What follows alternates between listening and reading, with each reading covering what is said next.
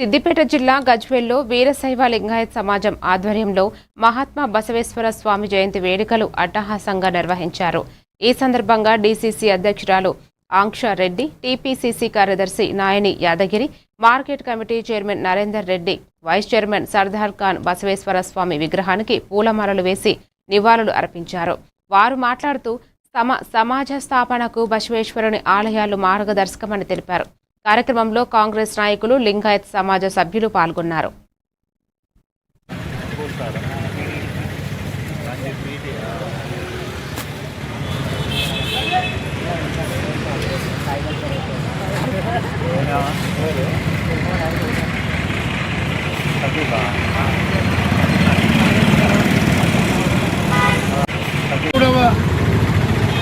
జయంతి సందర్భంగా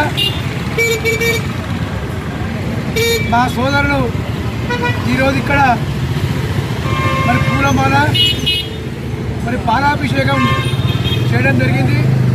మా జిల్లా అధ్యక్షురాలు మా ఆంక్షారెడ్డి నాయకత్వంలో మేమందరం కూడా పాల్గొని మరి ఆ బసవేశ్వరునికి మేము అభిషేకం పూలమాలలు చేయడం జరిగింది. ముఖ్యంగా చెప్పాలంటే బసవేశ్వరుడు ఒక దైవ స్వరూపుడు. మరి అటువంటి వ్యక్తి ఆ రోజు మరి 893 సంవత్సరాల క్రితం మరి ఆ కాలంలో మరి ప్రజలందరూ ఐక్యంగా ఉండాలి, అందరూ కలిసిమెలిసి ఉండాలనే ఉద్దేశంతో